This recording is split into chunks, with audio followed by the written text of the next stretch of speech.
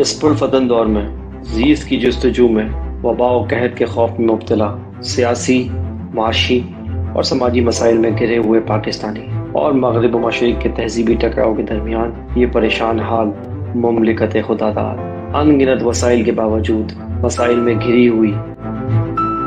آخر حقائق ہیں کیا؟ سچ کو تجلا دینے والے حقائق و واقعات، بیداری شعور اور حق گوئی فرض ہے اس قوم پر، کیونکہ یہاں لگا ہوا ہے ایک طرفہ تماشا۔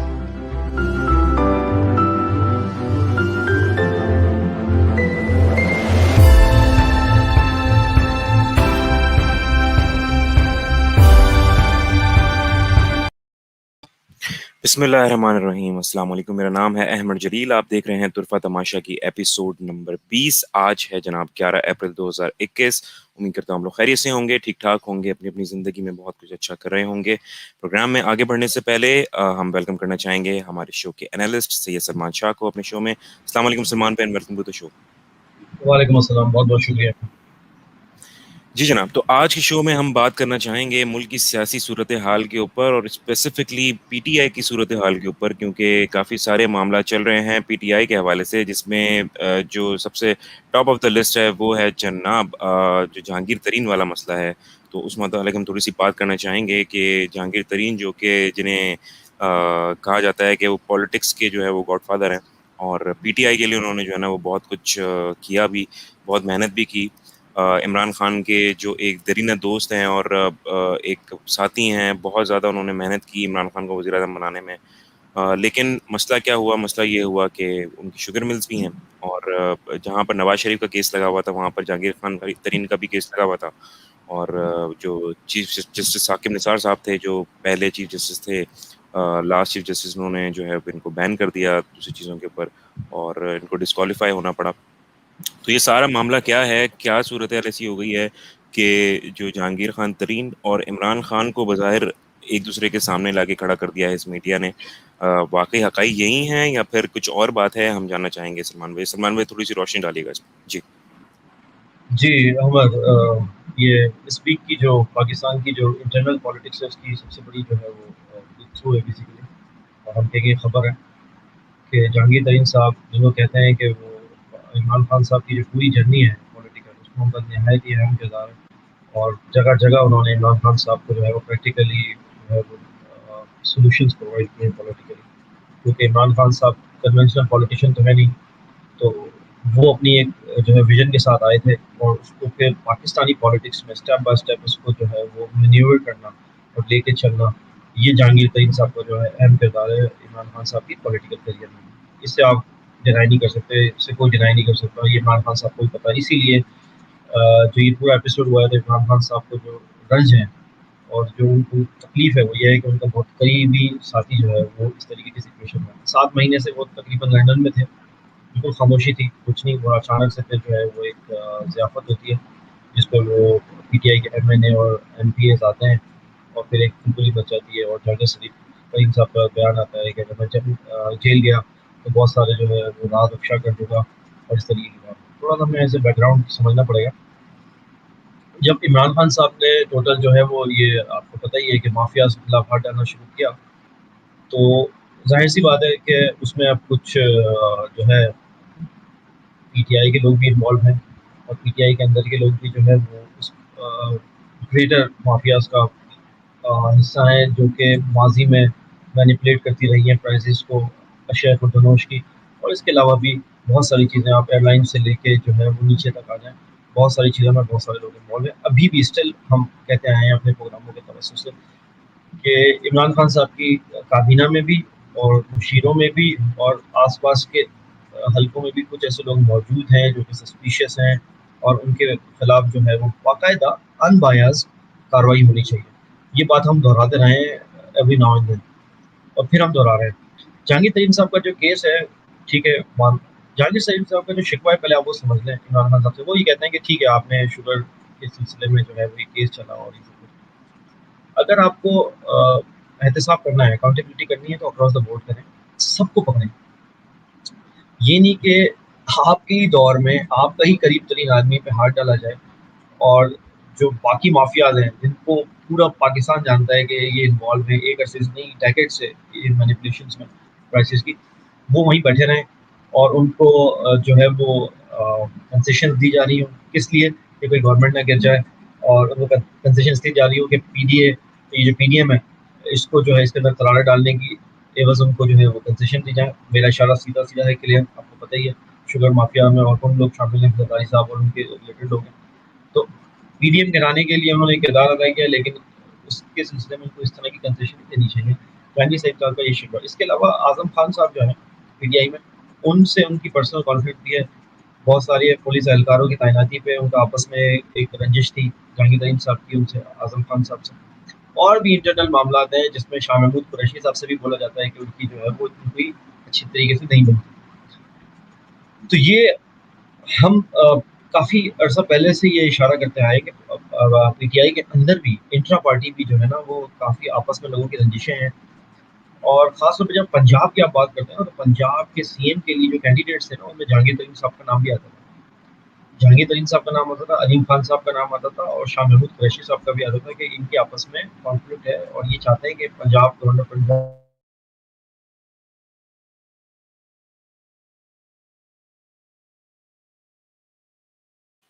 جی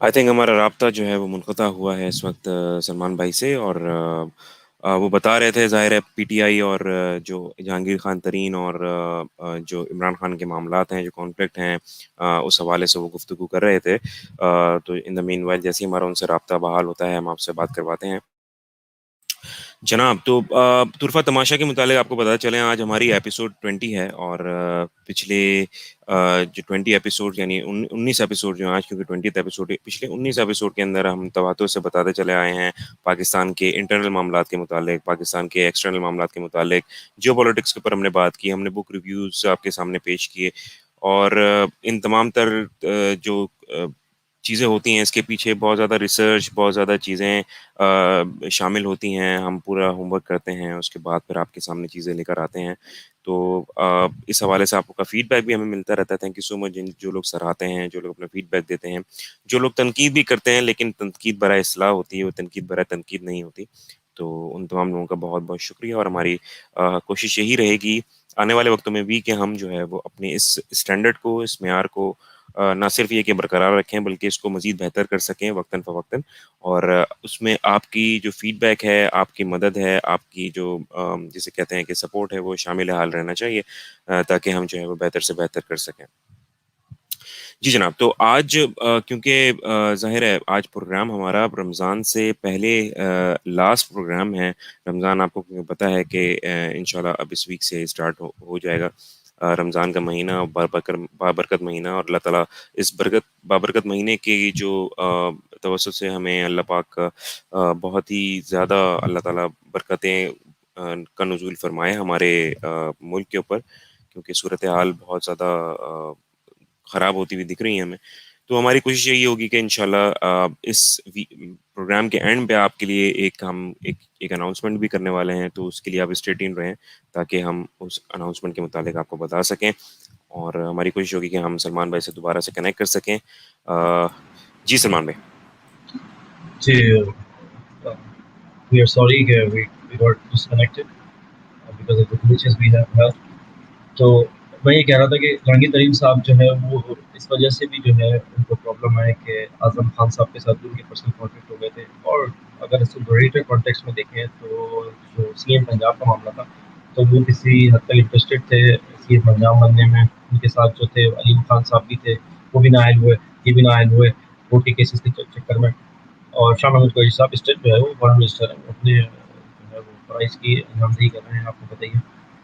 تو عمران خان صاحب واضح اس بات پہ تھے کہ عثمان بزدار کو ہی رکھنا ہے، اس کے علاوہ اور کسی کو سیم نہیں رکھنا، ٹھیک ہے۔ اس کے آپ پتہ ہے اس پہ ایک پوری ڈبیٹ ہو سکتی ہے کہ انہوں نے کیا کیا کیا نہیں کیا، لیکن عثمان بزدار صاحب کی پرفارمنس کی وجہ سے پی ٹی آئی کی جو گرپ ہے پنجاب میں وہ کمزور ہو گئی، اور اس کا ادراک پوری طریقے سے جو ہے وہ پرویز الہی صاحب کو بھی تھا جو کہ ان کے علائے ہیں عمران خان صاحب کے، اور اس کے علاوہ جو ہے جہانگیر ترین صاحب کو بھی تھا، اور وہ عمران خان صاحب کو خود سے ہی کہہ رہے تھے کہ یہ جو ہے ان کو ہٹائیں، کیونکہ ان کی وجہ سے پی ٹی آئی کی گرپ جو ہے کمزور ہو گئی. بہرحال یہ گریونسز تھے ان کے، لیکن ہوا یہ کہ وہ جو نائل ہوئے وہ کورٹ کیس کی بنیاد پہ ہوئے، اور عمران خان صاحب کا ایک جو ہے پرنسپل انسٹانس یہ تھا کہ آپ کو اپنے آپ کو جو ہے وہ کورٹ سے کلیئر کرانا پڑے گا، تب جا کے آپ دوبارہ سے واپس آ سکتے ہیں. یہ بیسیکلی وجہ بنی جو ہم نے مختلف وجوہات بتائی، یہ وجہ بنی بیسیکلی جو یہ کانفلکٹ ہے اس کی. اور اس کے سلسلے میں جو دو دوست تھے جو بہت قریب تھے، جنہوں نے پوری جرنی ساتھ طے کی تھی، وہ ان کے اندر فاصلے ہو گئے، اور اس طرح کی نوبت آ گئی کہ جو ہے یہ بات ہونے لگی کہ اگر میں جیل جاؤں گا تو میں سارے راز اگل دوں گا اور یہ کر دوں گا وہ کر دوں گا. کیونکہ ان کو نہیں کہنا چاہیے تھا، دوستی کا تھوڑا پاس رکھنا چاہیے تھا، لیکن بہرحال انہوں نے اپنے حساب سے کیا. اور ان کی اپنی گریونسز ہیں، عمران خان صاحب کو اس کو ایڈریس کرنا چاہیے تھا بہت پہلے ہی. جب کوئی والی بات ہے احمد، ہم دہراتے ہیں بار بار کہ جب ایک چیز پرفیکٹ اسٹارم میں تبدیل ہو جاتی ہے تو پھر ہمیں خیال آتا ہے کہ اس کو ایڈریس کرتے ہیں. یہ چیز پہلے ہو جانی چاہیے تھی. جب آپ کو پتا تھا کہ 7 مہینے سے ایک بندہ خاموش ہے لندن میں، اور ایک جو ہے وہ طوفان سے پہلے والی خاموشی کا سما ہے، تو آپ کو یہ کام کر لینا چاہیے تھا. لیکن چونکہ عمران خان صاحب نے پھر وہی ڈیلے کیا، اور ان کے آس پاس کے لوگوں نے بولا کہ چلنے دیں، ایسے ہی چلنے دیں، کوئی مسئلہ نہیں ہے، یہ حکومت تو چل رہی ہے نا. اب آ کے ایک دم جو ہے وہ جو یہ ایم این اے اور ایم پی ایس ملے ہیں جہانگیر ترین صاحب کی ضیافت میں، اچانک حکومت کے لیے الارم کھڑا ہو گیا. اب پی ڈی ایم سے خطرہ نہیں ہے، اب پی ڈی ایم چاہ رہی ہے کہ جہانگیر ترین صاحب کو یوز کرے اور عمران خان صاحب کی گورنمنٹ کو گرانے کے لیے، کیونکہ آپ کو پتا ہے نمبرز بالکل لبے بام ہے. اگر ذرا سے نمبر ادھر ادھر ہوتے ہیں تو عمران خان صاحب کی گورنمنٹ گر سکتی ہے. تو اس سلسلے میں وہ مل رہے ہیں، ان کے رابطے بھی ہو رہے ہیں. شہباز شریف صاحب بھی بڑے ایکٹیو ہو گئے ہیں، اور سب ان کو ایک اپارچونیٹی، ونڈو آف اپارچونیٹی دکھی ہے جہانگیر ترین صاحب کی شکل میں، جس سے وہ اس کو ایکسپلائٹ کر کے پی ٹی آئی کو نقصان پہنچا سکتے ہیں ابھی، اور عمران خان صاحب کو ڈائریکٹلی. تو یہاں دیکھتے ہیں کہ جہانگیر ترین صاحب کا ضرب جو ہے وہ کتنا ہے. ایسا تو نہیں ہے کہ وہ بالکل اس معاملے میں بالکل سب کچھ بھلا کے بالکل اندھے ہو چکے ہیں اقتدار میں، یا ابھی بھی ان کے اندر وہ ضرب باقی ہے، دوستی کا پاس باقی ہے، اور اس حساب سے وہ چلتے ہیں. تو ایک ڈیولپنگ اسٹوری ہے، یہ آگے تک جائے گی، اور ہم اس پہ آگے بھی کامنٹری کریں گے. بہرحال یہ عمران خان صاحب کے لیے ایک اور چیلنج آگے سامنے کھڑا ہو گیا ہے، اور وجہ ہمیشہ کی طرح وہی ہے کہ ان کے آس پاس کے مشیر اور جو وزیر اور کابینہ جو ہے وہ ان کو صحیح طور پر پرو ایکٹیولی جو ہے وہ ایڈوائز نہیں کر رہے ہیں معاملات پر.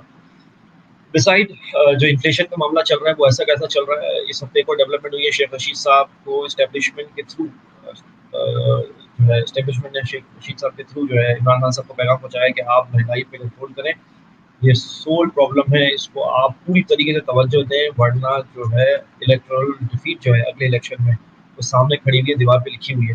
اگر آپ اس کو کیٹر نہیں کریں گے. اس پہ ہم بہت جامع پروگرام کر چکے ہیں پچھلے ہفتوں میں. ہم نے بتایا بھی ہے کہ اس کو کنٹرول کیسے کرنا ہے، ہم نے ایکسچینج ریٹ کے بارے میں بتایا، ہم نے پرائس کنٹرول کے بارے میں بتایا، ہم نے اسلامک پوائنٹ آف ویو سے بتایا کہ اس کو آپ کیسے کر سکتے ہیں. آگے بھی ہم اس پہ بات کریں گے. آج ہمارا یہ موضوع کیونکہ نہیں ہے تو اس کو ہم سرسری طور پر آگے بڑھ جاتے ہیں طے کر کے. تو عمران خان صاحب کے پاس جو امیڈیٹ چیلنجز ہیں ان میں سب سے پہلے مہنگائی ہے، اور اس کے بعد اب یہ سیکنڈری طور پر یہ آ کے کھڑا ہو گیا معاملہ. میرے خیال میں یہ معاملہ عمران خان صاحب طے کر لیں گے اگر ان کی 1-to-1 جو ہے وہ جہانگیر ترین صاحب سے ملاقات ہو جاتی ہے. میرے خیال میں ابھی معاملہ بالکل حتمی طور پر ختم نہیں ہوا ہے.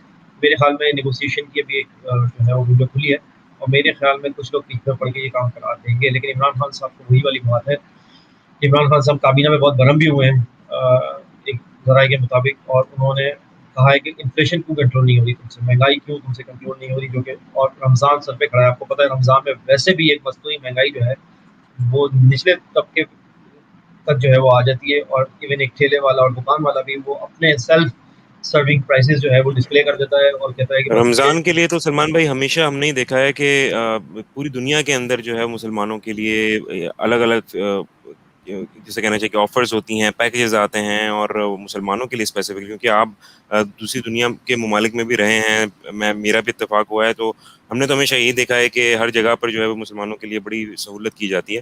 جبکہ ہمارے ملک کے اندر چاہے پی ٹی آئی گورنمنٹ ہو نہیں ہو، پچھلے جب سے میں نے ہوش سنبھالا ہے، میں اگر یہ کہوں گا تو غلط نہیں ہوگا، میں نے یہ دیکھا ہے کہ رمضان میں جو ہے وہ پرائزز جو ہیں وہ اسکائی راکٹ ہوتی ہیں، اور ایسا ہی ہوتا ہے ہمیشہ. تو یہ کیا مطلب ہماری عوام کے اندر کچھ مسئلہ ہے کہ وہ رمضان کو جو ہے وہ گولڈن اپارچونیٹی سمجھتی ہیں، کمائی کا ذریعہ سمجھتی ہیں، نہ صرف یہ سمجھنے کے کہ یار وہ کچھ اگر اس چیز کے اندر غریبوں کو تھوڑا سا ریلیف پرووائڈ کریں گے تو اللہ تعالیٰ بھی خوش ہوگا. دیکھیں احمد، ہم تقریباً ہمارا آج 20واں پروگرام ہے، تقریباً 20th پروگرام ہے ہمارا، اور ہم ہر پروگرام میں پاکستان سے ریلیٹڈ اس کے سوشل مسائل اور پولیٹیکل مسائل اور اکنامک مسائل جو ہے ڈسکس کرتے ہیں. آپ کو یہ بات سمجھنی ہوگی کہ رمضان میں یہ عوام جو ہے وہ کیوں اس کو ونڈو آف اپارچونیٹی سمجھتی ہے کہ کمانے کا ذریعہ ہے، کیوں، اور کیوں نہیں سمجھتی کہ یہ بلیسڈ منتھ ہے. یہ بابرکت ایک مہینہ ہے، اور اس میں زیادہ سے زیادہ آپ دیکھیں جب کما سکتے ہیں، جب آپ جو ہے وہ ویلفیئر کریں گے، آپ اپنے طور پر جو ویلفیئر کر سکتے ہیں، چیریٹی کر سکتے ہیں. ایسا ہی تو نہیں ہے، پوری دنیا عالم اسلام جو ہے وہ رمضان کے مہینے میں ہی زکوٰۃ نکالتے ہیں، اور ان کو پتہ ہے کہ اس میں ثواب زیادہ ملتا ہے. عید کی خوشیاں ہونی ہیں، جن لوگوں کو بیچارے لیس پریویلیج لوگ ہیں ان کو تیاری کرنے کا موقع ملے، ان کو آپ زکوٰۃ بھی دیتے ہیں، فطرہ بھی دیتے ہیں، سب دیتے ہیں. کیوں اس مہینے کو، بابرکت مہینے کو، وہ کمائی کے جو ہے اپارچونیٹی کے طور پہ یوز کرتے ہیں؟ آپ کو بات سمجھنی پڑے گی، کیونکہ آپ نے عوام کو معاشی طور پہ اتنا ڈپرائیو کر کے رکھا ہوا ہے. آپ کو یہ بات ایڈریس کرنی پڑے گی، ہم ہر پروگرام میں بول رہے ہیں آپ کو، کہ جب تک آپ معاشی طور پر خود کفیل نہیں کریں گے عوام کو، اس کا مائنڈ سیٹ یہی بنا رہے گا کہ شارٹ ٹرم اپارچونیٹی کو ایکسپلائٹ کرو. لانگ ٹرم تو سوچتا ہی وہی ہے جس کا پیٹ بھرا ہوا ہوتا ہے. یہ آپ کو بات سمجھنی پڑے گی، اس کے علاوہ آپ کو مسئلہ نہیں ہے. یہ عالم آئی اسلام کا ایگری، مسئلہ ہے، صحیح کہہ رہے ہیں آپ بالکل. جی جی. کیونکہ غربت عالم اسلام میں پھیلی ہوئی ہے، سوائے چند بادشاہت کے جو آپ کو پتا ہے، وہ بھی اب آہستہ آہستہ آپ کو پتا ہے تنزلی کا شکار ہو رہی ہے. اس کے علاوہ آپ کو پتا ہے کہ غربت کا شکار ایبجیکٹ پاورٹی جو ورڈ یوز ہوتا ہے اکنامکس میں، ایبجیکٹ پاورٹی میں ہے آپ. 40%، 30%، 50% آبادی ہے غربت کی لکیر سے نیچے ہے. وہاں آپ بات کر رہے ہیں کہ وہ ایک ونڈو آف اپارچونیٹی یوز نہ کریں. یہ تو ہیومن سائیکی ہے کہ جس کی جو ہے کاسا خالی ہے، وہ تو اس میں تو آپ کچھ بھی ڈال دیں تو وہ چلے گا. Beggars must not be choosers.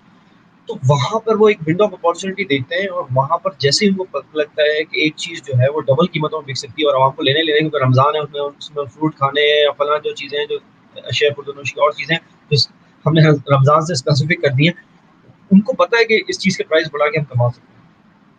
کیونکہ دیکھیں معاملہ اور یہاں پہ چیز تھوڑی سی ایگراویٹ اور ہو گئی ہے.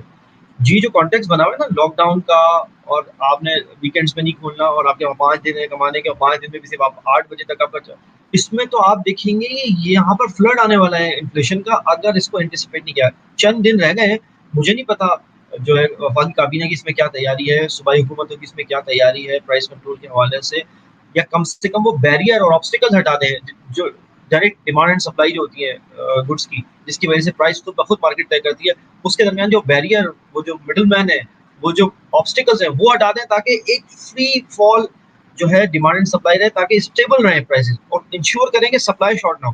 یہ بھی کرتے تھے نا، اگر اس طرح کی بھی تیاری کر لیتے نا، ورنہ یہ جو کانٹیکس بنا ہوا ہے لاک ڈاؤن کا، کووڈ کا، اس میں آپ دیکھیں فلڈ آنے والا ہے. اور عمران خان صاحب آلریڈی اتنی جو ہے وہ ولنریبل سچویشن میں ہے سیاسی طور پر کہ یہ رمضان میں تو لوگوں نے جھولیاں جو ہے نا اٹھا کے بدوائیں دینی ہیں. آپ کو پتا ہے عوام کا، انہوں نے یہ نہیں دیکھنا کہ مافیاز کون ہیں، ان کو اتنا ٹیکنیکل میں نہیں پڑھنا کہ سپریم کورٹ نے ان کیسز کا فیصلہ نہیں دیا ہے، ان کو یہ نہیں پتا کہ نیب جو ہے وہ ریکور کرنے میں ناکام رہی ہے. وہ سیدھا سیدھا عمران خان کا نام لے کے بدوائیں دینا شروع کر دیں گے. آپ کو بتایا ہماری عوام کا یہ بیچ کا تو دیکھتے ہی ایبسولوٹلی. نہیں ہے. ہاں، اور انہوں نے اگر کہیں چیز مہنگی پڑی تو سیدھا سیدھا عمران خان کو بلیم کریں گے اور کہیں گے کہ بھائی یہی حکمران ہے، اسی کو بدوائیں تو دیں گے. آگے جو الیکٹورل جو ڈیفیٹ ہے وہ سامنے نوشتہ دیوار ہے، وہ دیوار پہ لکھی ہوئی ہے. اگر آپ نے یہ چیز کنٹرول نہیں کری اس کو، کیونکہ یہ بہت پرولونگ ہو چکا ہے معاملہ، انفلیشن کا بالکل معاملہ ان کا بہت جلدی. بنتا بھی ہے نا سلمان بھائی، کیونکہ دیکھیں نا حکمران جو ہوتا ہے اس کی ذمہ داری ہوتی ہے کہ آپ کو تمام تر چیزوں کو پورا کرنا ہے، عوام کا رعایا کا خیال رکھنا ہے. مطلب یہ ہسٹری تو ہماری چلی آ رہی ہے. اسلام کے پوائنٹ آف ویو سے اگر آپ دیکھیں، جو بھی ہمارے حکمران رہے ہیں، ہمارے پیارے نبی صلی اللہ علیہ وسلم اور اس کے خلفائے راشدین اور جتنے بھی امیر المومنین آئے اور جتنے بھی حکمران آئے، ان کی تو پوری ذمہ داری تھی کہ وہ جیسے حضرت عمر کی سے جو منسوب ہے چیز کہ اگر کہ دریا کنارے کو اگر کتا بھی بھوکا مر گیا تو اس کی ذمہ داری بھی مجھ پر ہے. تو پھر حکمران کے تو فرض بنتا ہے ظاہر ہے، اور عوام اگر اس کانٹیکس میں حکمران کو اگر برا یا بھلا کہتی ہے تو وہ تو ان کا رائٹ بنتا ہے پھر. اور عمران خان کیونکہ وزیر اعظم ہیں تو ان سے تو امیدیں ہیں بہت زیادہ، اور انہوں نے جس طرح کے خواب دکھائے تو آبویسلی عوام کا تو یہ جس طرح کا ریئیکشن آئے گا وہ تو جائز ہے. گراؤنڈ ریالٹیز آبویسلی ہر جگہ کی مختلف ہوتی ہیں، بہت ساری چیزیں ہیں ایسی، لیکن کیونکہ ٹائم بہت زیادہ گزر گیا ہے تو اس بارے میں ہمیں کچھ ذرا ٹھوس چیزیں جو ہے وہ دیکھنے کو نہیں ملی ہیں. تو آئی ہوپ کہ اس کو کنٹرول کرنے میں جو ہے وہ کامیاب ہو جائیں گے عمران خان. اور بالکل آپ صحیح کہہ رہے ہیں، ذمہ داری تو حکمران کی آتی ہے کیونکہ الٹیمیٹلی تو وزیر اعظم بھی رسپانسبل ہیں، اس میں کوئی شک نہیں ہے. اور آپ نے مثال دی اسلامک ہسٹری میں، اس کی بہت ساری مثالیں موجود ہیں. حضرت عمر فاروق کا دور ہے، اس کے علاوہ عمر بن عبدالعزیز کا دور ہے جہاں لوگ زکوٰۃ دے کے مدینے میں نکلتے تھے، کوئی لینے والا نہیں ہوتا تھا. وہ سب ہمارے پاس موجود ہے کہ ویلفیئر جب تک نہیں ہوگی، ویلفیئر. اور آپ نے تو نعرہ یہ لگایا ہے کہ ریاست مدینہ کی طرح فلاحی ریاست. باقی لوگوں نے تو یہ ٹرم ہی یوز نہیں کی تھی. آپ نے جب فلاحی ریاست کا ٹرم یوز کی، آپ نے ریاست مدینہ کے، وہاں تو ہوا یہی ہے کہ جو بالکل پسے ہوئے، اوپریسڈ فائنینشلی طور پر اور اکنامک طور پہ اوپریس لوگ تھے ان کو اوپر لایا گیا اور ان کو جو ہے امپاور کیا گیا ہے معاشی طور پر اور ان کو سامنے لا کے کھڑا کیا گیا ہے. ٹھیک ہے, وہ جو سرداری سسٹم تھا اس کو بالکل ڈیمالش کیا گیا ہے اور نیچے سے لایا گیا ہے اور معیار رکھا ہے تقویٰ پہ, جو کہ آپ کا آپ صلی اللہ علیہ وسلم کا حجت الوداع کا خطبہ کہ کوئی کالے گورے کو کالے پہ, عربی کو اجمی پہ, اجمی کو عربی پہ کوئی فوقیت حاصل نہیں ہے سوائے اس کے تقویٰ. یعنی تقوی کا مطلب ہے اللہ اور اس کے رسول کے لائے گئے نظام اور احکامات پر جو سب سے زیادہ پرہیزگاری سے اخلاص کے ساتھ عمل کرے گا وہ اوپر ہے, باقی کوئی اوپر نہیں ہے.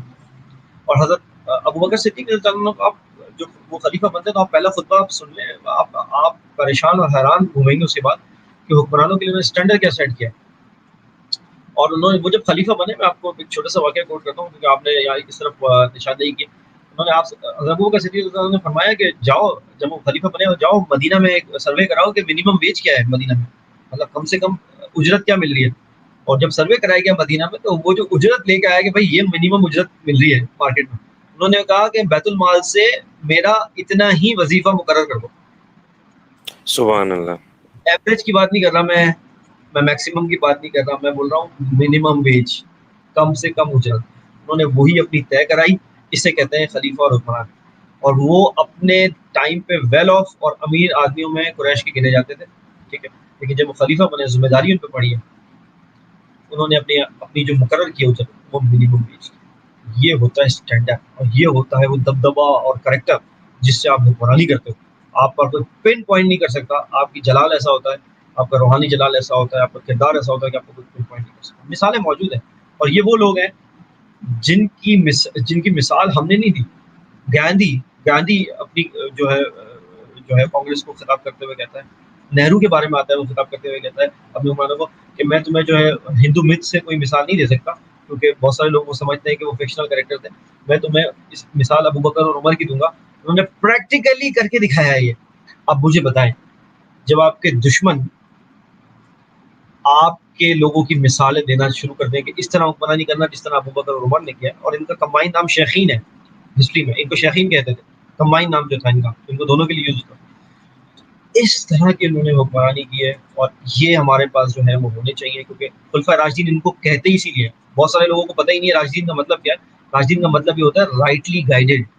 یہ رائٹلی گائیڈڈ خلفہ تھے. یہ آپ صلی اللہ علیہ وسلم کے بعد آپ نے فرمایا کہ میرے بعد 30 سال تک خلافت رہے گی اور اس میں یہ 4 خلفۂ راشدین حضرت ابوبکر صدیق, حضرت عمر, حضرت عثمان, حضرت علی رضی اللہ عنہ, اور اس کے بعد 6 مہینے کا امام حسن رضی اللہ عنہ کا بھی ٹینیور شامل ہے, تب جا کے 30 سال بنتے ہیں. آپ نے فرمایا 30 سال تک جو ہے وہ رائٹلی گائیڈڈ رہیں گے, رائٹلی گائیڈڈ خلیفہ رہیں گے. اس کے بعد آپ کو پتہ ہے وہ ایک سیڈ سٹوری ہے, ملوکیت میں جو ہے وہ کنورٹ ہو گیا سسٹم, شرائیت نہیں رہا, اور اسی لیے امام مہدی اینڈ میں آ کے جو ہے وہ دوبارہ سے وہ سسٹم نافذ کریں گے جو ڈسکنیکٹ ہو گیا. وہ ایک الگ ڈبیٹ ہے, انشاءاللہ رمضان میں ہم کنٹینیو کریں گے. تو حکمرانوں پہ پوری کی پوری ذمہ داری ہے, آپ نے بالکل بجا کہا.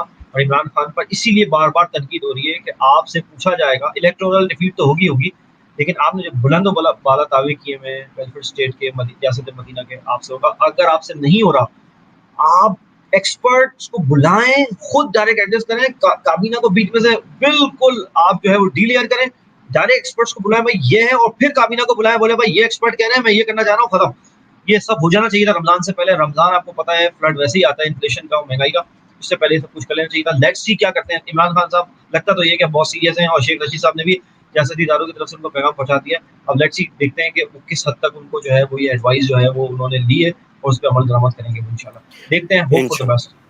انشاءاللہ جی بالکل, ہم بھی ہوپ کریں گے کہ یہ مسئلہ جو ہے وہ صحیح سے خوش اسلوبی سے سر انجام ہو جائے, اور اللہ تعالیٰ جو ہے ہمارے رمضان کو بہت اچھی طرح گزارے, اسپیشلی جو غریب لوگ ہیں ان کے لیے بہت زیادہ سکون کا باعث بنے, واقعی رحمت کا باعث بنے یہ رمضان.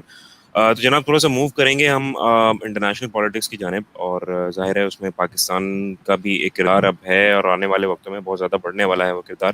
سلمان بھائی, تھوڑا سا ہمیں پتہ ہی چلا کہ جو رشیا اور یوکرین کا کچھ ایک کانفلکٹ ہے جو کہ ہم نے دیکھا, اور رشیا کی جو افواج ہیں وہ یوکرین کے بارڈر کی طرف جو ہے موو ہو رہی ہیں, تو یہ ایکچولی کانفلکٹ ہے کس چیز کا؟ کیا ہم کوئی نئی وار دیکھنے جا رہے ہیں؟ اور اگر کوئی وار ہے یا رشیا یوکرین کا جو یہ کانفلکٹ بڑھتا ہے, تو اس میں پاکستان کہاں اسٹینڈ کر رہا ہے؟ کیونکہ پاکستان اور رشیا کے ٹائز ابھی بہت اچھے ہیں, اور بہت ابھی کیونکہ آپ نے دیکھا ان کا وزیر خارجہ جو انہوں نے بھی وزٹ کیا ہے پاکستان کا پچھلے ویک ہی, اور وہ بہت بڑی ڈیولپمنٹ تھی. تو آپ اس پورے تناظر کو کس طرح سے دیکھ رہے ہیں؟ لیکن مجھے ایک مقولہ یاد آ رہا ہے اردو کا، اس میں کہتے ہیں کہ مسکینوں نے روزے رکھے اور دن بڑے ہو گئے. تو اب بھی پاکستان سے رشیا کے تعلقات اسٹارٹ ہوئے ہی تھے بننا، اور پاکستان کے لیے پہلا ٹیسٹ آ گیا. ٹیسٹ یہ ہے، اب تو آپ کو سمجھنا پڑے گا کہ یوکرین کا جو ایک ایریا وہ کلیم کرتے تھے کرائمیا، اس کو 2014 میں رشیا نے جو ہے وہ اینیکس کر لیا تھا رشین فیڈریشن کے ساتھ، مطلب ملا لیا تھا. اب آپ کو تھوڑا سا آپ کو جیوگرافی سمجھنی پڑے گی. کرائمیا پہ جو حکومت کرے گا، جو کرائمیا پہ ہوگا، تو بلیک سی کا جو ایکسیس ہے رشیا کا، وہ مشروط ہے کرائمیا کے اوپر حکومت سے. یعنی رشیا کا جو فلیٹ ہے، نیول فلیٹ، وہ آ نہیں سکتا بلیک سی میں اگر اس کے پاس کرائمیا نہ ہو. ٹھیک ہے، آپ یہ بات سمجھیں، اس کو ہمارا مین اسٹریم میڈیا اتنی ڈیپ میں جا کے بتا ہی نہیں رہا بات، کیونکہ آپ جی کو جیوگرافی سمجھنی پڑے گی. تو کرائمیا اس لیے امپورٹنٹ ہے رشیا کے لیے کہ وہ بلیک سی تک آئے گا، اور بلیک سی تک اگر آپ آ گئے تو بلیک سی سے جو راستہ جاتا ہے میڈیٹرین تک، وہ راستہ وہی ہے جو آپ کے مشہور شہر استنبول سے ہو کے گزرتا ہے. جو ہمارے لوگ آج کل جاتے ہیں اور وہ پل، پیچھے ایک پل بنا ہوا ہوتا ہے، آپ یاد ہے وہاں بیٹھے ہوئے ہوتے ہیں، اور ان کو یہ نہیں پتا کہ اس پل کی اہمیت کیا ہے اور اس راستے کی اہمیت کیا ہے. اگر ان کو پتا ہو کاش، تو بات ہی کچھ اور ہے، وہاں اپنی بیٹھنے کا مزہ ہی کچھ اور ہے. وہ واحد راستہ ہے جو بلیک سی سے ہو کے جو ہے وہ میڈیٹرین تک جاتا ہے، استنبول کو کراس کرتا ہے. ٹھیک ہے جی، تو یہ آپ کو جیوگرافی سمجھنی پڑے گی. تو کرائمیا جس کے پاس ہوگا نا، رشین فلیٹ آ سکے گا بلیک سی تک، اور پھر بلیک سی تک آئے گا تو پھر اس کے پاس ہوگا. لیکن چونکہ رشیا، ہم بار بار کہہ چکے ہیں کہ ترکی جو ہے وہ نیٹو کا ممبر ہے. آپ کو یہ بات سمجھنی پڑے گی، اور ہمارے لوگوں کو جذبات سے تھوڑا سا بالا تر ہو کے بات سمجھنی پڑے گی کہ اگر جب تک ترکی، ہم پہلے بھی کہہ چکے ہیں، جب تک ترکی نیٹو کا پارٹ ہے، ترکی جو ہے وہ اپنے آپ کو ایک ایلوژن میں رکھا ہوا ہے. اور نیٹو کون ہے آپ کو پتا ہے، سارے ویسٹرن الائنسز ہیں ان کے، فرانس، جرمنی، ٹھیک ہے، اور امریکہ اس میں مین کردار ادا کرتا ہے. تو جب تک آپ ان کو الائے بنا کے بیٹھ جائیں گے، تو آپ کو پتا ہے کہ ان کی دوستی بھی جو ہے وہ مشکل ہے، اور ان کی دشمنی بھی مشکل ہے. تو ابھی دوستی جب آپ کریں گے اور نیٹو میں آپ الائنس بن کے بیٹھے ہیں، تو اب ہوا یہ ہے کہ امریکہ نے اپنی جو وارشپ ہے، مطلب جو فلیٹ ہے نیول، وہ بلیک سی کے تھرو کرائمیا کی طرف روانہ کرنا شروع کر دیا. کیوں ترکی نے ان کو الاؤ کیا؟ کیونکہ امریکہ اور ترکی نیٹو کا پارٹ ہے، اور ان کو استنبول والا راستہ انہوں نے دینا پڑا. سمجھ رہے آپ؟ تو وہ راستہ انہوں نے دیا، اور وہ بلیک سی کی طرف چلے گئے.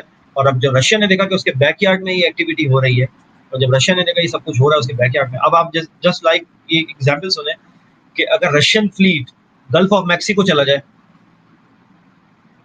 ٹھیک ہے نا، ٹیکسس کے پاس، ٹیکسس سے 200 کلومیٹر کے ریڈیس میں گھوم رہا ہوں رشین فلیٹ، تو آپ پتہ ہے امریکہ میں کیسی کھلبلی مچ جائے گی ایک دم.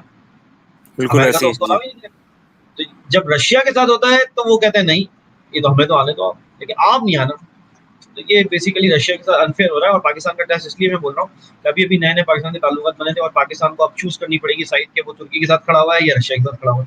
لیکن آ گیا نا، جیو پولیٹیکل سچویشن آسان نہیں ہوتی، بار بار آپ کو آزمایا جاتا ہے، بار بار آپ کا ٹیسٹ ہوتا ہے، ہفتوں میں، مہینوں میں، اور آپ کو ایک بیلنس پالیسی رکھنی ہوتی ہے. پہلا بیان میں آپ کو بتاتا ہوں فارن آفس کی طرف سے کیا آئے گا، ابھی آیا نہیں ہے، میں بتاتا ہوں آپ کو کیا آئے گا. وہ بولیں گے کہ دونوں پارٹیز آپس میں بیٹھ کر یہ جو ہے معاملہ حل کریں. دیکھیں یہ ایسا پیسو اور ایک ڈپلومیٹک بہن آئے گا، میں آپ کو پہلے تو بتا رہا ہوں آئے گا، لیکن یہ حل نہیں. دنیا کی ڈپلومیسی سے بہت آگے جا چکی ہے، آپ کو کلیئرلی اب سائڈز دینی پڑتی ہے. اگر آپ ترکی کے اگین جائیں گے تو ترکی ناراض ہو جائے گا. رشیا سے آپ جائیں گے تو ابھی ایک بالکل پوٹینشیل امیننٹ آپ کا جو ہے وہ پیک بننے جا رہا ہے اور الائنس بننے جا رہا ہے رشیا سے، جو کہ پاکستان، رشیا اور چائنا کا جو الائنس ہے وہ بھی اس کو بھی اسٹرینتھن کرے گا اگر پاکستان اس پہ رہتا ہے، ورنہ وہ بھی کمزور ہو جائے گا. تو اب پاکستان کے لیے ابھی وہی والی بات ہے کہ مسکینوں نے روزے رکھے اور دن بڑے ہو گئے. تو بیچاروں نے روزے رکھے اللہ اللہ کر کے اور دن بڑے ہو گئے، دن کی ڈیوریشن بڑی ہو گئی، تو ان کو اور مشکل ہو گئی. تو اب کیا کریں؟ پاکستان پر یہ سامنے چیز آ رہی ہے، پاکستان کو اس میں بیلنس اپروچ رکھنا چاہیے. پاکستان کو کوشش کرنی چاہیے کہ کانفلکٹ کی طرف نہ جائے معاملہ. اگر یہ بالکل کانفلکٹ کی طرف چلا گیا، اور یوکرین کو یوکرین کی ہمت نہیں ہے رشیا کے خلاف کھڑے ہونے کی انٹل انلیس کہ نیٹو اس کو پیچھے سے پیٹ آن بیک دے اور دھکی دے کے جاؤ آگے، شہید ہو جاؤ جاگے. تو سوال ہی پیدا نہیں ہوتا کہ یوکرین جیسا چھوٹا ملک جو ہے وہ رشیا کے خلاف کھڑا ہو جائے، جو کہ وہ بھی کھڑا ہوا نظر آتا ہے آپ کو. اس کی وجہ یہ ہے کہ امریکن وارشپ جو ہے وہ بلیک سی میں آ رہے ہیں، اور ان کو باقاعدہ شیورٹی دی گئی ہے یوکرین کو کہ ہم تمہارے پیچھے ہیں، تم کرو. امریکہ یہ چاہ رہا ہے کہ یہاں کانفلکٹ شروع ہو جائے رشیا کے خلاف. امریکہ ڈیسپریٹ ہے اس طریقے کی چیزوں کو کرنے میں، اور وہ چاہتا ہے کہ رشیا کودے کانفلکٹ میں اور ایک جنگ کی طرف معاملہ جائے. میں نے آپ کو بتایا اس کے بہت سارے جو ہے وہ ایویڈنسز ہیں اور بہت سارے جو ہے اس کی وجوہات ہیں. ان میں سے ایک یہ ہے کہ امریکہ میں جو ملٹری انڈسٹریل کمپلیکس ہے, جو کہ بڑی بڑی کمپنی ہیں, بوئنگ اور لاکہیڈ مارٹن اور جو یہ سب F-35 اور F-18 اور یہ بڑے بڑے ان کی, اور یہ جو سارا اسلحہ ساز کمپنیاں ہیں, یہ جب تک نہیں چلیں گی جب تک کہ دنیا میں جنگیں نہیں چلیں گی. جنگیں بند ہو گئی, امن ہو گیا, تو یہ بڑی بڑی کمپنیاں مل کر ایک ملٹری انڈسٹریل کمپلیکس بناتی ہیں امریکہ میں, وہ بند ہو جائے گا. اور وہ ملٹی بلین ڈالر انڈسٹری ہے, اگر وہ بند ہو گئی, ان کا وہ پھر ڈرائیو کرتی ہیں, وہ انفلوئنس کرتی ہیں کانگریس کو بھی, امریکہ میں سینٹ کو بھی, گورنرز کو بھی, اور وہاں سے وہ پش کرواتی ہیں اس طریقے کی پالیسیز کہ کانفلکٹ ہو تاکہ ان کا اسلحہ بکتا رہے. وہ یہاں پر بھی آپ نے عرب کانفلکٹ میں دیکھا, قطر اور سعودی عرب کا جب پرابلم ہوا, انہوں نے دونوں کو اسلحہ بیچا کہ بھائی ہو سکتا ہے سعودیہ تم پہ چڑھ جائے, اور سعودیہ کو بولا قطر تم پہ چڑھ جائے گا, دونوں کو اسلحہ بیچ دیا. پاکستان انڈیا کو ڈراتے ہیں, دونوں کو اسلحہ بیچتے ہیں. جہاں جہاں دنیا میں کانفلکٹ ہو رہا ہے وہ دونوں جگہ پہ, دونوں سائڈ پہ اسلحہ وہی دیتے ہیں, پرووائڈ کرتے ہیں ڈائریکٹلی اور انڈائریکٹلی. کمپنیز کے نام بدل کے بورڈ آف ڈائریکٹر میں پیچھے وہی لوگ بیٹھے ہوتے ہیں, اور وہ ملٹری انڈسٹریل کمپلیکس چل رہا ہے. ون آف دا بگیسٹ جو اس کی جو وہ وجوہات میں سے ایک ہے وہ یہ ہے کہ ملٹری انڈسٹریل کمپلیکس. یہ بات سمجھنی پڑے گی خاص طور پہ مسلم کنٹریز کو اور مسلم امہ کو. جب تک آپ ہٹ نہیں کریں گے جو ہے روٹ کاز پہ, بلز آئے آپ ہٹ نہیں کریں گے, آپ ادھر ادھر کی آئیں بائیں شائیں کر رہے ہیں, کرتے رہیں جب تک کر رہے ہیں. دنیا تو ویسے بھی چل رہی ہے, اور ویسے بھی ہاں 4 سے 5 کنٹریز مسلم کنٹریز ڈیسیمیٹ ہو چکے ہیں, بالکل بالکل ڈیسیمیٹ ہو چکے ہیں. ایسے بالکل ایسے جو افغانستان کا کانفلکٹ ہوا ہے پچھلے 20 سال میں, ڈیسیمیٹ ہو چکے ہیں. Libya, Syria, Iraq, Afghanistan still ابھی ٹرموائل میں. آپ دیکھ لیں, آپ جب تک اس کور چیز کو نہیں سمجھیں گے تب تک آپ آگے نہیں بڑھ سکیں گے. تو یہ اس کانفلکٹ سے پاکستان کو بہت سارے لیسن لینے کے, اور پاکستان کوشش کرے کہ کانفلکٹ میں نہ جائے. اگر کانفلکٹ میں چلا گیا تو پاکستان کو سائڈ لینی پڑے گی, اور پاکستان میں ایک دفعہ پھر سچویشن آ جائے گی کہ وہ ترکی یا رشیا کے درمیان ایک چوز کرے. پاکستان کو کوشش کرنی چاہیے کہ اردوغان اور پوٹن کی کسی طریقے سے کوئی مصالحت ہو جائے اس بات پہ تاکہ بچت ہو جائے. لیکن میں آپ کو بتا رہا ہوں, ایز لانگ ایز ترکی پارٹ ہے نیٹو کا, اس طرح کے پرابلمس کریٹ ہوتے رہیں گے. ترکی ہمارے ترک برادر, بہت اچھی میرے تعلقات ہیں, ہمارے بہت سارے دوست ہیں ترکی میں. ہم ان کو بات سمجھاتے رہتے ہیں کہ آپ کو سونر اور لیٹر جو ہے آپ کو نیٹو کے الائنس سے نکلنا پڑے گا اگر آپ اپنی انڈیپینڈنٹ فارن پالیسی چلانا چاہتے ہیں. کیونکہ اگر آپ کی انڈیپینڈنٹ پالیسی ہوگی تو ہم بھی آپ کے الائنس ہے نا, الائنس میں آپ کے ساتھ, تو ہم بھی آپ کے الائے ہیں, تو ہم بھی پھر کر سکیں گے. ورنہ آپ ہر دفعہ ایسے کریں گے کہ نیٹو کی پالیسی اگر ہم پہ آپ امپوز کریں گے, پھر ہمیں بھی آپ کی بات ماننی پڑتی ہے, پھر ہم بھی جو ہے وہ پرابلم میں چلے جاتے ہیں. اور وہی والی بات ہے, پاکستان اب جو ہے وہ فینس پہ نہیں بیٹھ سکتا, پاکستان کو کوئی نہ کوئی سائڈ چوز کرنی پڑے گی. اب یہ وہ ٹائم ختم ہو گیا. انڈیا کو دیکھ لیں آپ,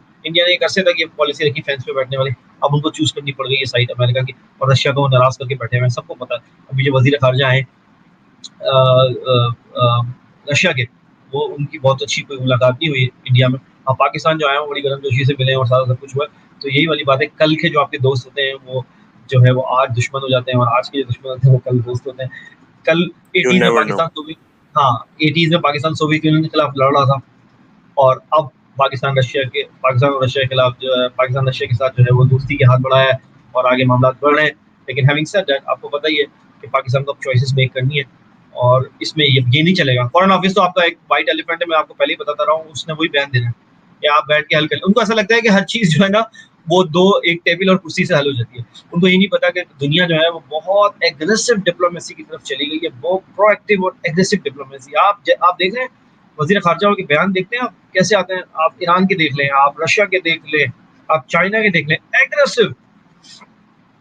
اور یہاں دیکھ لیں ہمارے جو وزیر خارجہ ان کا بیان, ایون انڈیا میں بھی کوئی چیز ہو رہی ہوتی ہے, فارمر پروٹیسٹ ہو رہا ہے, اور ایسی چیز جہاں پہ آپ ایکسپلائٹ کر سکتے ہیں ان کی, وہ کہتے ہیں یہ انڈیا کا انٹرنل معاملہ ہے, وہ خود حل کر لیں. تو مطلب آپ دیکھیں نا, اپروچ میں بہت زمین آسمان کا فرق ہے. اور میں ایسی بات نہیں کر رہا, جب آپ کمپیئر کرتے ہیں نا, دیکھو آئنسٹائن کی ایک تھیوری تھی نا, ریلیٹیوٹی, تھیوری آف ریلیٹیوٹی, تو وہ یہی کہہ رہا ہے نا کہ ہر چیز کو ریلیٹیو انوائرمنٹ میں دیکھا جائے گا. میں ایک چھوٹی سی مثال دیتا ہوں آپ کو. اگر آپ مکہ میں ہیں اور عشاء کا وقت ہو گیا نا, تو نماز آپ پڑھنے گئے نا مسجد حرام میں, تو بڑا ریلیٹیو ماحول بنا ہوا ہے, وہاں ماحول بنا ہوا ہے نا نماز پڑھنے کا, عبادات کا, بڑا آسان ہے. یہی عشاء کا ٹائم آپ کو لاس ویگس میں ہو جاتا ہے, تو آپ اگر آپ نماز پڑھنے آئیں گے آپ آڈ مین آؤٹ کھلائیں گے, ٹھیک ہے نا, وہاں کے ماحول کے حساب سے. تو ہر چیز کو ریلیٹیو انوائرمنٹ میں دیکھنا ہوتا ہے کہ ماحول کیا بنا ہوا ہے. ماحول جو بنا ہوا ہے دنیا میں ڈپلومیسی کا, وہ ایگریسو اور پرویکٹیو بنا ہوا ہے. اس میں آپ جو کام کر رہے ہیں وہ اپنی 1901 کی جو ہے نا, وہی پرانی گھسی پٹی آبسلیٹ ڈپلومیسی چلانے کی کوشش کرتے ہیں, جو کہ کام کرنے والی نہیں ہے. It's not gonna work any more. Ahmed. جی بالکل. اور جو بھی پاکستان نے ڈیسیشن لینا ہے پاکستان کے فارن آفس نے، وہ پاکستان کے مفاد کو ملوز خاطر رکھتے ہوئے لینا ہے. پاکستان کے مفاد کو سب سے پہلے رکھنا ہے. چاہے آپ رشین کیمپ جوائن کریں، چاہے آپ ترکی کا ساتھ دیں، چاہے آپ چائنا کے ساتھ رہیں، چاہے آپ امریکہ کے ساتھ رہیں، جہاں پر پاکستان کا مفاد ہے ان کو اسی کے مطابق ہی ڈیسیشن لینا چاہیے، اور اسی پہ ہی ساری چیزیں ڈپینڈ کرتی ہیں. تو سلمان بھائی، یہ آپ نے بہت زیادہ ان ڈیٹیل ساری چیزیں بتائیں رشیا اور یوکرین کے جو کانفلکٹ ہے اس حوالے سے. اینڈ آئی ہوپ اینڈ پرے کہ آگے معاملہ صحیح رہیں اور پاکستان جو ہے وہ پراپر اپنی ایک پالیسی جو ہے اس کے اوپر وضع کرے. Thank you so much for that. Program کے آخری حصے کی طرف چلتے ہیں سلمان بھائی، اور آخری حصہ جو ہے ہمارا، وہ آپ کو پتہ ہی ہے کہ بک ریویو ہوتا ہے، بک آف دا ڈے ہم ریکمینڈ کرتے ہیں. تو آج کے دن آپ کون سی بک ریکمینڈ کرنے والے ہیں ہمارے ویورز کو؟ دیکھیے یہ بک جو ہے وہ میموئر ہے، مطلب ایک یادداشتوں پر مبنی ہے. زید عامر صاحب کسی تعلق کے محتاج نہیں ہے، پاکستان کے ڈیفینس انالسٹ ہیں. کئی لوگوں نے ان کو کنٹروورشل کرنے کی بڑی کوشش کی، لیکن بہرحال وہ پاکستان کے ڈیفینس انالسٹ ہیں، اور ان کا جو انالیسز ہے جب سے وہ میڈیا پہ آئے ہیں 2007 آنورڈ، تو جب سے وہ جو اپنا انالیسز دیتے ہیں وہ مور اور لیس جو ہے وہ اسی طریقے سے چیزیں انفولڈ ہوتی نظر آتی ہیں. تو آپ ان کو بالکل قطعی طور پر جو ہے وہ اگنور نہیں کر سکتے. ان کی کتابیں، ان کی میموائر ہے، کیونکہ وہ افغان کانفلکٹ کے دوران 80s میں سوویت کے خلاف لڑے ہیں پاکستان کی طرف سے افغان مجاہدین کے ساتھ مل کے. ان کی وہ پوری جو جرنی ہے اس کو انہوں نے جو ہے وہ انکمپس کیا ہے. اس کے اندر ایک کتاب میں جس کا نام انہوں نے لکھا ہے from Indus to Oxus. Indus to Oxus مطلب دریائے سندھ ہے، اور دریائے سندھ سے دریائے آمو. دریائے آمو جو ہے وہ بیسیکلی ترکمانستان اور تاجکستان اور اس طرف جو ہے ازبکستان والا جو ایریا ہے وہاں سے بہتا ہے. تو یعنی اس کے بیچ میں جو حصہ آتا ہے وہ افغانستان اور یہ حصہ آتا ہے پورا. تو اس کے درمیان انہوں نے اس کتاب کا نام رکھا ہے فرام انڈس ٹو آکسس اور میموائر. تو اس میں انہوں نے پوری اپنی آبزرویشن بتائی ہے کہ اس پورے کانفلکٹ کے دوران کیا کیا واقعات ہوئے، کس طریقے سے جو ہے وہ کولیبریشن ہوتی تھی CIA کی اور ہماری ISI کی، اور کس طریقے سے ہم لڑتے تھے، اور ٹریننگ کیا ہوتی تھی اور کس طرح ہوتی تھی. بہت ساری چیزیں انہوں نے نہیں بتائیں کیونکہ ظاہر سی بات ہے بہت ساری چیزیں کانفیڈینشیل ہیں، لیکن انہوں نے وہ ایک پورا احاطہ کر دیا، ایک نقشہ کھینچ دیا کہ کس طریقے سے ہوتا ہے اور یہ کس طریقے سے ہوا ہے. اور افغانوں کا جو انہوں نے بتایا ہے وہاں پہ جوش و جذبہ بتایا کہ کوئی باہر سے جو فورن انویڈر اگر آ جاتا ہے تو وہ کس طریقے سے یکجا ہو کے جو ہے اس کے خلاف جو ہے وہ سفارہ ہو جاتے ہیں، وہ لڑتے ہیں. اور وہ خود بھی کیونکہ فٹ سولجر کے طور پہ لڑے ہیں فیلڈ میں، تو وہ آئی وٹنس ہے. ان سے زیادہ بہتر اس معاملے کو کوئی نہیں جان پائے گا اگر ہم بات کریں آپ کہ جو اندر خود اس سچویشن میں ہو، پریشر کوکر سچویشن میں. اور سوویت یونین اپنی پوری ملٹری مائٹ کے ساتھ جو ہے وہ افغانستان پر چڑھ دوڑے 79 میں، اور 10 سال بعد 89 میں وہ ذلت اور رسوائی کے ساتھ نکلے. اور ایسا نکلے کہ اس میں سے 7 جو ہے وہ آپ دیکھتے جو ہے 6 پاکستان جو ہے وہ مسلم ریاستیں ٹوٹی، وہ ایسٹرن یورپ کی طرف بھی چیزیں ٹوٹی، اور رشیا جو ہے وہ سکڑ کے اوپر چلا گیا، اور وہ سب چیزیں سوویت یونین سکڑ کے اوپر چلا گیا، جس کے بعد پھر اس کا دوبارہ نام رشیا پڑ گیا. تو وہ صحیح. جو پورا پروسیس ہے انہوں نے بتایا، اور پڑھنے والی کتاب ہے کیونکہ ایک جو آئی وٹنس آدمی ہے جو خود اس کانفلکٹ کا پارٹ ہو، اس نے جب وہ کوئی میموائر اپنا لکھتا ہے، مطلب اپنی یادداشتیں لکھتا ہے، تو اس میں وہ پھر مائنر ڈیٹیلز بھی اس میں جو ہے وہ شامل کرتا ہے جو انہوں نے کی ہے، جس میں آپ کو پتہ لگے گا کہ جو ڈائنامکس ہیں افغانستان کے وہ بہت مختلف ہیں باقی کنٹریز سے، کیونکہ وہ ایک پورا جو ہے وہ پلیٹو ہے، اور وہ پہاڑی علاقہ ہے، اور مشکل ہے، اور وہ ملٹری مائٹ کے باوجود سوویت یونین اپنے اتنے ہیوی مشینری کے باوجود ان کے پاس جو ہے وہ نیوکلیئر ویپنز بھی تھے، سب کچھ تھے، لیکن وہ جو ہے وہ کیوں کامیاب نہیں ہو سکے. انہوں نے پورا درج کیا ہے کہ وہ کیوں کامیاب نہ ہو سکے، اور کس طریقے سے افغان گوریلا وار لڑتے تھے، چھوٹی چھوٹی ٹولیوں میں حملہ کرتے تھے، اور سارا سب کچھ انہوں نے پورا لکھا ہے. اور ایک بڑی جو ہے وہ جرنی جو ہے وہ انہوں نے بیان کی ہے. تو ہماری خاص طور پہ ہماری جو آرم فورسز میں جو فورسز میں لوگ ہیں ان کو تو ضرور پڑھنی چاہیے کہ کس طریقے سے جو ہے وہ ایک جنگ کو، جبکہ آپ تعداد میں بھی کم ہو، آپ کے پاس اسلحہ بھی کم ہو، آپ کے پاس ٹریننگ بھی کم ہو، اور آپ کے سامنے ایک super power Soviet union type کی جو ملٹری مائٹ کھڑی ہو، تو اس کو کس طریقے سے آپ اپنے جذبہ ایمانی سے جو ہے وہ ڈیفیٹ کرتے ہیں. اس میں امریکہ کی مدد بھی شامل تھی، انٹیلیجنس وغیرہ اور اسلحہ انہوں نے دیا، اور اس طرح سعودیہ نے بھی پیسہ لگایا اور سب کچھ، اور پاکستان نے ٹریننگ اور یہ سارا سب کچھ لاجسٹکس وغیرہ کی سہولت تھی. یہ سب نے مل کر کام کیا کیونکہ سب کے مفاد جو ہے وہ کنورج ہو گئے تھے. اس میں یہ والی بات نہیں ہے کہ کوئی جو ہے وہ اللہ کی راہ میں یہ کر رہا تھا. بیسیکلی آپ کو اس طرح دیکھنا چاہیے کہ سب نے اپنے اپنے مفاد دیکھ لیے تھے. اور ضیاء الحق صاحب کو یہ بات پتہ تھی کہ سوویت یونین بیسیکلی گرم پانیوں تک جانا چاہتا ہے. تو افغانستان چونکہ ایک لینڈ لاک کنٹری ہے اس کا کوئی بارڈر جو ہے وہ عربین سی سے نہیں ملتا. تو افغانستان پر حملہ کرنے کے بعد سوویت یونین نے لاجیکلی یا تو ایران کی طرف جانا تھا کیونکہ وہاں سے پورٹ لگے گی, یا پاکستان کی طرف آنا تھا, وہاں سے بلوچستان سے پورٹ لگنی تھی اور مارا اور گوادر والی. تو پاکستان نے اس وقت ضیاء الحق صاحب نے اینٹیسپیشن کا مظاہرہ کیا. ان کو پتہ تھا کہ یہ صرف افغانستان پہ قبضہ نہیں کرنا چاہتے, یہ افغانستان کو کیپچر کر کے اس کے بعد وارم واٹرز تک, مطلب گرم پانیوں تک آنا چاہتے ہیں. تو ان کو یہیں روک دینا چاہیے جائے کہ جنگ جو ہے وہ بلوچستان میں ہو. انہوں نے وہیں پر انہوں نے اینٹیسپیٹ کیا اور انہوں نے اپنے بارڈر سے دور ہی اس کو نپٹانے کی کوشش کری, اور اس میں امریکہ کا مفاد بھی تھا اور ظاہر سی بات ہے سعودیہ نے بھی کافی مفاد تھا. 79 میں جو ایرانین ریولوشن آیا تھا اس کے بعد سعودیز بہت ڈر گئے تھے, ایسا نہ ہو اس طرح کا ریولوشن عربین پیننسولا میں بھی آ جائے تو یہ ساری بادشاہتیں بھی ختم ہو جائیں گی. جس طریقے سے ایران میں شاہ ایران جو ہے وہ بادشاہ تھا اور وہ ختم ہو گیا, اور آپ دیکھیں پھر سسٹم جو ہے وہاں پہ ڈفرنٹ آ گیا, سپریم لیڈر والا.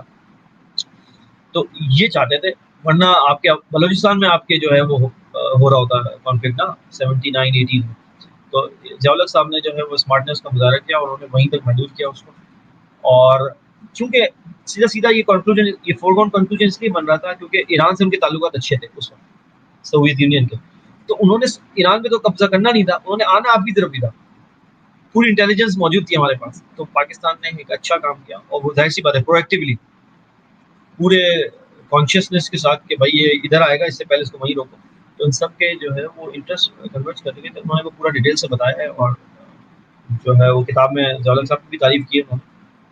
اور حمید گل صاحب تھے, ناٹ ٹو فارگیٹ, زبردست ہمارے آئی ایس آئی کے چیف تھے, انہوں نے بہت سرو کیا پاکستان کو اور بڑے کلیئر ویژن کے آدمی تھے. وہ اس وقت آئی ایس آئی کے چیف تھے.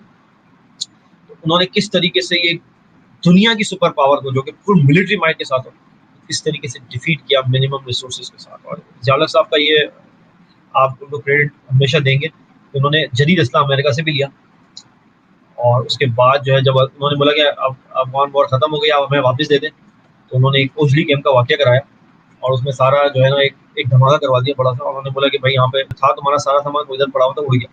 اب وہ انہوں نے پیچھے سے پاکستان آرمی کو اسٹرینتھن کر دیا, اور اس کی پھر وہ ہم نے کاپیز بنائی اور چائنا کو دیا, اور آپ کو پتہ ہے وہ لمبی ہسٹری ہے, کسی اور دن بات کریں. اسے کہتے ہیں اسمارٹلی کھیلتے ہوئے اپنے دشمن سے سامان بھی آپ نے نکلوا لیا, اپنے آپ کو اسٹرینتھن بھی کر دیا.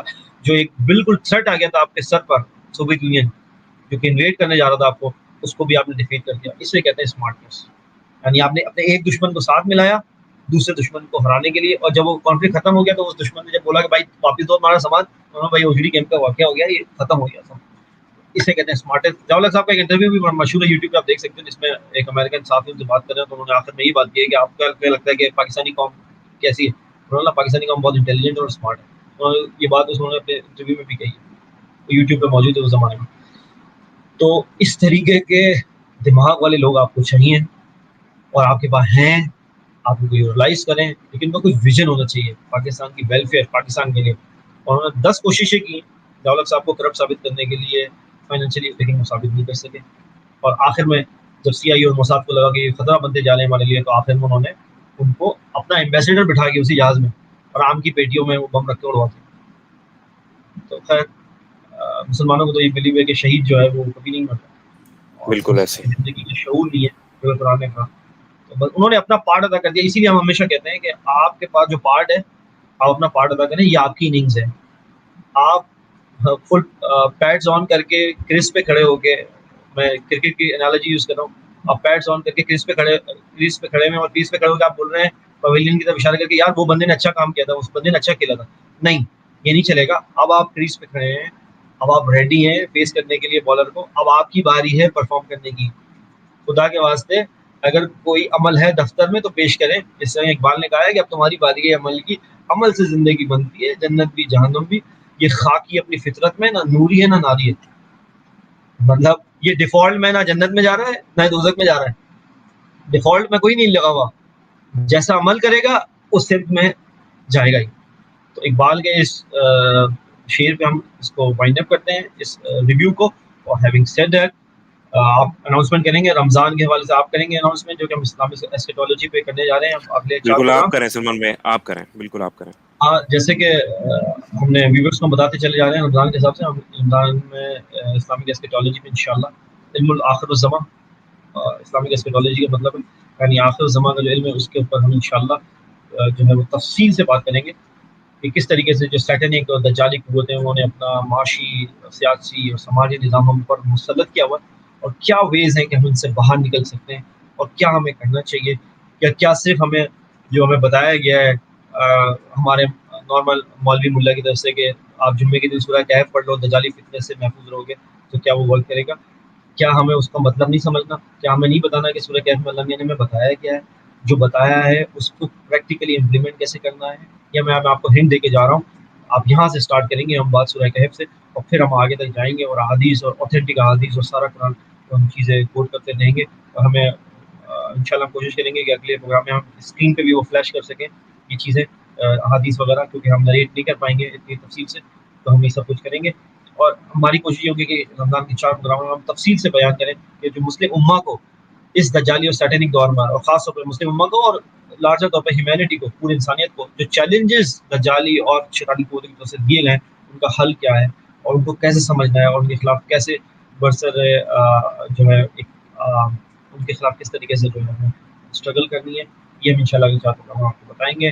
اسٹارٹ اس کا قرآن سے ہی ہوگا، ہم آپ کو پہلی ہنٹ دیتے چلیں، سورہ کہف سے ہم اسٹارٹ کریں گے، اس کے بارے میں اللہ کے رسول صلی اللہ علیہ وسلم نے فرمایا کہ یہ تمہیں اگلے ہفتے تک، اگر تم اس کو جمعے کے دن پڑھتے ہو تو اگلے ہفتے تک تم فتنہ دجال سے جو ہے وہ محفوظ رہتے ہو۔ تو یہ معاملہ جو ہے آپ کو اس پہ غور کرنا پڑے گا کہ اس میں کیا ایسی بات بتائی گئی ہے، اور ہم انشاءاللہ پوائنٹ آؤٹ کریں گے جو غور کرنے والی چیزیں ہیں۔ قرآن شریف کو آپ پکڑ لیں، رمضان ویسے ہی آ رہا ہے، رمضان قرآن کا مہینہ ہے، کم سے کم کوشش کریں کہ ایک دفعہ رمضان میں کور ٹو کور قرآن شریف کو جو ہے وہ ریسائٹ کریں اور اس کو پڑھیں، اور اچھی بات تو یہ ہے کہ اس پہ غور بھی کریں، فکر بھی کریں، اور اس میں سے جو جولز اور جیمز ہیں ان کو نکالنے کی کوشش کریں۔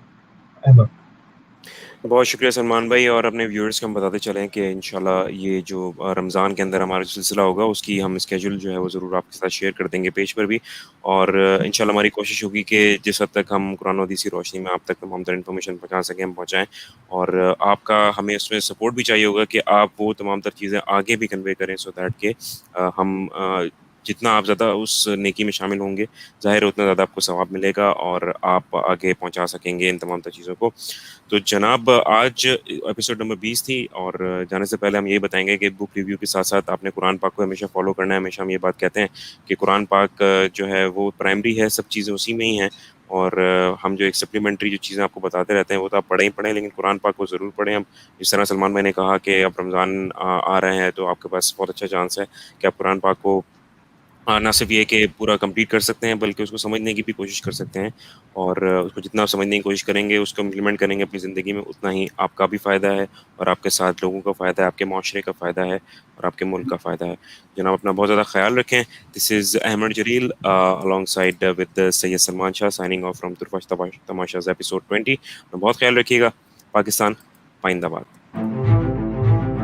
اس پرفتن دور میں زیست کی جستجو میں وبا و قحط کے خوف میں مبتلا، سیاسی، معاشی اور سماجی مسائل میں گھرے ہوئے پاکستانی اور مغرب و مشرق کے تہذیبی ٹکراؤ کے درمیان یہ پریشان حال مملکت خدا داد ان گنت وسائل کے باوجود مسائل میں گھری ہوئی۔ آخر حقائق ہیں کیا؟ سچ کو تندلا دینے والے حقائق و واقعات، بیداری شعور اور حق گوئی فرض ہے اس قوم پر، کیونکہ یہاں لگا ہوا ہے ایک طرفہ تماشا۔